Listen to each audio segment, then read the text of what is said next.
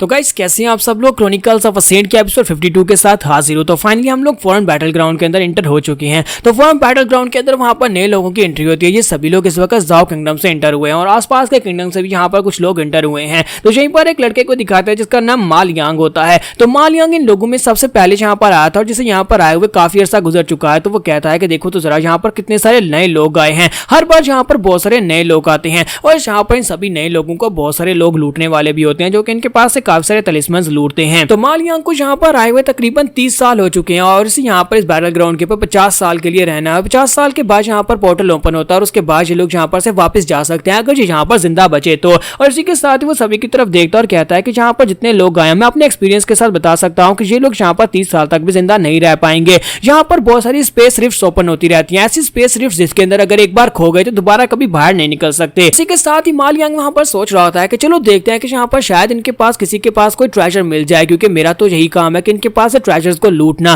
क्योंकि इस बैटलफील्ड के ऊपर हमेशा कोई ना कोई ट्रेजर अपीयर होता रहता है। लेकिन नए आने वाले लोगों के पास जो ट्रेजर्स होते हैं उन्हें छीनना काफी आसान होता है। इसके साथ ही आसमान के ऊपर से एक रोशनी दिखाई देती है जो बड़ी तेजी के साथ उड़ती हुई जा रही होती है। तो मालयांग कहता है कि ये देखो मुझे यहाँ पर एक खजाना मिला है, चलो जल्दी से इसका पीछा करते हैं। ये फ्लाइंग रोशनी जो भी है ये काफी ज्यादा पावरफुल लग रही है और इसके अंदर से जो एनर्जी निकल रही है मुझे लगता है कि अगर मैंने इस चीज को पकड़ लिया, इसको पकड़कर मैं वापस लेकर जाऊंगा, अपने सेक्टर मास्टर को जाकर दूंगा और सेक्टर मास्टर जूनियर सिस्टर के साथ मेरी शादी करवा देंगे। मैं उनसे कहूंगा कि इसके बदले मुझे उसके साथ शादी करनी है, जिसकी वजह से वो भी यहाँ पर काफी ज्यादा खुश हो जाएगी। और वो लाल टपकाते हुए बड़ी तेजी के साथ उस रोशनी का पीछा करना स्टार्ट करता है और कहता है कि ये तो काफी ज्यादा फास्ट है, चाहे कुछ भी हो जाए मैं यहाँ पर से जाने नहीं दे सकता। फिर साथ ही वो कहता है कि मुझे ये ट्रेजर चाहिए और वो अपने पास एक स्पेशल ट्रेजर को निकालता है जो कि इसे यहीं पर मिला था। वो एक बोर्ड होता है, तो वो उस बोर्ड के ऊपर खड़ा हो जाता है। उस बोर्ड की स्पीड बहुत ज्यादा होती है। वो अपने लाइटनिंग बोर्ड की मदद से बड़ी तेजी के साथ उस रोशनी का पीछा करता है। उसका पीछा करते करते काफी दूर तक निकल आता है और कहता है कि मैं काफी देर से इसका पीछा कर रहा हूं लेकिन मैं इसको पकड़ नहीं पा रहा, पता नहीं ये कहां पर जाकर रुकने वाला है। यहीं तक दिखाते हैं कि वो एक रिफ्ट के अंदर चला जाता है। तो जब वो एक रिफ्ट के अंदर चला जाता है तो वहीं पर रुक जाता है और कहता है कि शुक्र है कि मैं यहाँ पर बच गया। वहीं पर नीचे उतर आता है। नीचे उतरने के बाद कहता है कि ये तो बहुत ही बुरा हुआ,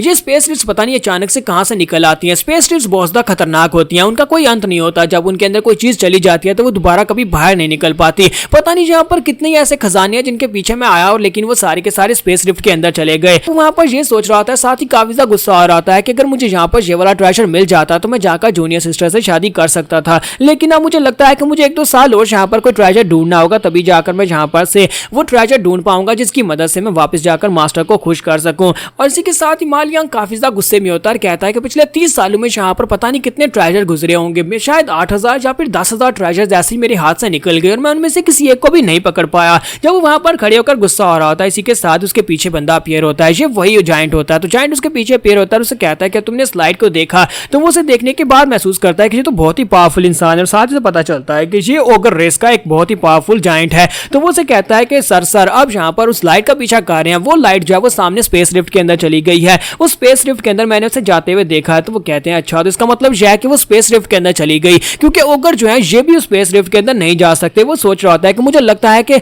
यहाँ पर मुझे वो बीट दोबारा से मिला था, हीवनली बीट जो कि अभी तक किसी के हत्थे नहीं चढ़ा, वो मेरे हत्थे चढ़ सकता था। लेकिन अफसोस कि वो स्पेस रिफ्ट के अंदर चला गया। स्पेस रिफ्ट के अंदर जाने के बाद मेरे भी बचने के चांसेस कम है, क्योंकि वो जो होती है स्पेस रिफ्ट के अंदर स्पेस इतनी बड़ी होती है कि हम लोग भी वहां पर से बाहर नहीं निकल सकते। इसलिए मुझे लगता है कि मुझे यहाँ पर किसी और जगह के ऊपर रुककर उसका इंतजार करना चाहिए, शायद कभी वो हीवनली बीट स्पेस रिफ्ट के अंदर से बाहर निकल आए। लेकिन साथ ही वो मालयांग की तरफ देखता और कहता है कि इस बेवकूफ बच्चे के पास जो कार्डबोर्ड है उसकी स्पीड मुझसे ज्यादा, और इसी के साथ ही उसके सर में थप्पड़ मारता है और उसे कहता है कि जल्दी से मुझे अपना शटल दो। तो वो उसके पास उसका शटल ले लेता है और वहां पर से निकल जाता है। उसके वहां पास चले जाने के बाद हमारा मालयांग जो होता है अपने आसपास देखता और कहता है कि स्पेस रिफ्ट के अंदर से हमेशा इस तरह की चीजें निकलती रहती हैं। स्पेशली स्पेस रिफ्ट जो होती है उसके अंदर बहुत सारी ऐसी सोल्स होती हैं जो कि एक दूसरी सोल्स को एब्जॉर्ब करती हैं। मैंने इस तरह की बहुत सारी उड़ती हुई सोल्स को देखा है। और यहीं पर फाइनली हमारे वैंगलिन की सोल को दिखाते हैं। तो वैंगलिन की सोल जो होती है स्पेस रिफ्ट के अंदर जाने के बाद अकेली होती है और इसी के साथ ही वैंगलिन की सोल को वहां पर एक छोटी सी बिल्ली दिखाई देती है जो कि काफी ज्यादा पावरफुल भी होती है। उसे वो वहां पर मदर कह रहा होता है, क्योंकि वो आसपास की एनर्जी को एब्जॉर्ब करना स्टार्ट करती है और वैंगलिन की बॉडी के अंदर उसे डाल रही होती है।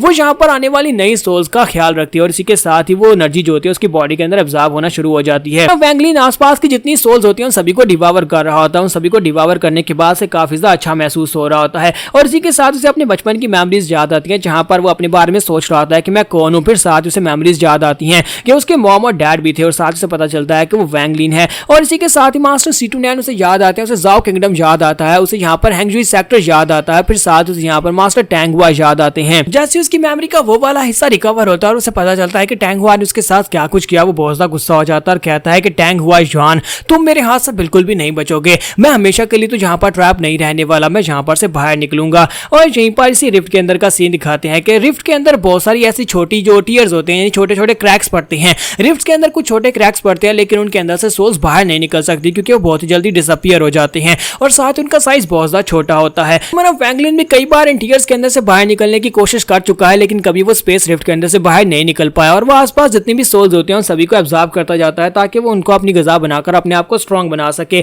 हालांकि उसके पास यहाँ पर अब कल्टीवेशन नहीं है लेकिन इसके बावजूद उसकी जो पावर लेवल है पहले से काफी ज्यादा बेहतर है और बाकी सभी जितनी सोल्स हैं उन सभी से काफी ज्यादा बेहतर है। तो वो यहाँ पर आसपास जितनी छोटी सोल्स को देखता है सभी को वहां पर एब्जॉर्ब कर लेता है क्योंकि इस तरह की बहुत ही कम सोल्स उसे दिखाई देती है जिनके पास हाई लेवल की इंटेलिजेंस हो। और इसी के साथ ही वो अपने आसपास देखता है कि वहां पर उसके आसपास के एरिया में कोई भी सोल नहीं बचती क्योंकि वहां पर वो किसी दूसरे के एरिया के अंदर आ गया होता है। और इसी के साथ से सामने एक और सोल दिखाई देती है तो वो उसे कहता है कि तुम कौन हो, तो वो उसे पूछता है कि तुम कौन हो। तुम्हारा वैंगलिन से कहता है कि तुम्हें जहां पर से जाना होगा, जबकि वो उसे कहता है कि तुम्हें जहां पर से जाना होगा क्योंकि ये मेरी टेरिटरी है। तो वैंगलिन इसी के साथ अपने ऑरा को रिलीज करता है और कहता है कि अच्छा मुझे लगता है कि यहाँ पर जितनी भी सोल्स हैं जो कि हाई लेवल की हैं, मेरे अलावा और भी ज्यादा हाई लेवल की सोल्स हैं और इससे भी ज्यादा हाई लेवल की सोल्स यहाँ पर मौजूद है, लेकिन सभी लोगों ने आपस में एक डिप्लोमेसी बना रखी है कि सभी लोग किसी दूसरे के एरिया के अंदर नहीं घुसेंगे और मैं भी यहाँ पर किसी दूसरे के एरिया के अंदर नहीं घुसना चाहता क्योंकि वहां पर एक बहुत ही जबरदस्त फाइट हो सकती है और मैं किसी के साथ फाइट तो बिल्कुल भी नहीं करना चाहता। वैंगलिन कहता है कि मेरे अलावा यहाँ पर जो कॉन्शियस वाली सोल्स थी वो मेरे से भी पहले बहुत सारे हजारों सालों से यहाँ पर मौजूद थी और वो लोग कभी यहाँ पर इन टीयर्स के साइज को ओपन करके यहाँ पर से बाहर नहीं निकल पाई।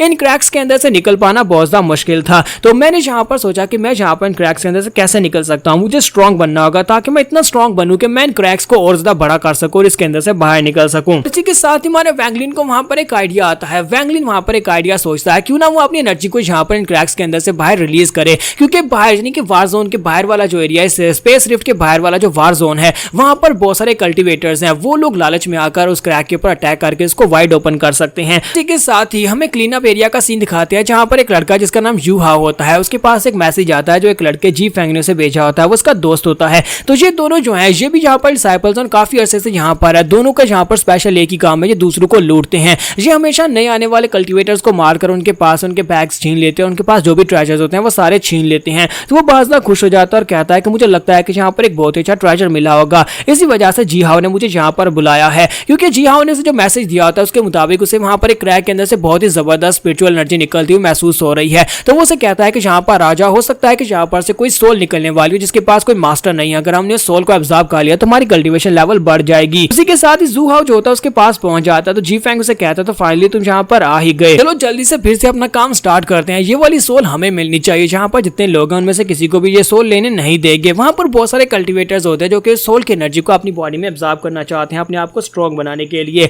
और दूसरी तरफ का सीन दिखाते हैं जहां पर हमारा वैंगलिन होता है। तुम्हारा वैंगलिन वहां पर लगातार अपनी एनर्जी को रिलीज किए जा रहा था। वो अपनी सोल के छोटे छोटे टुकड़े करके उन क्रैक्स के अंदर से उन्हें बाहर भेजता रहता है ताकि वो सारे के सारे बाहर जाते रहें। और कभी जब उसका साइज छोटा आ जाए, जब वहां पर क्रैक ओपन होगा तो वो बड़ी आसानी के साथ उसके अंदर से बाहर निकल सकता है। जहां पर इन सभी लोगों की फेट आपस में कैसे जुड़ने वाली है, ये जहां पर जो कैरेक्टर्स दिखाए गए हैं जू हाओ, जी जैंग और मा लियांग, ये सभी लोग जो हैं एक दूसरे के साथ यहाँ पर कनेक्ट होने वाले हैं, जो कि हम लोग नेक्स्ट एपिसोड में इनको एक दूसरे के साथ कनेक्ट करेंगे। तो एपिसोड की एक्सप्लेनेशन अच्छी लगी तो कमेंट करके जरूर बताइएगा और वीडियो को लाइक करना मत भूलिएगा। Thank you.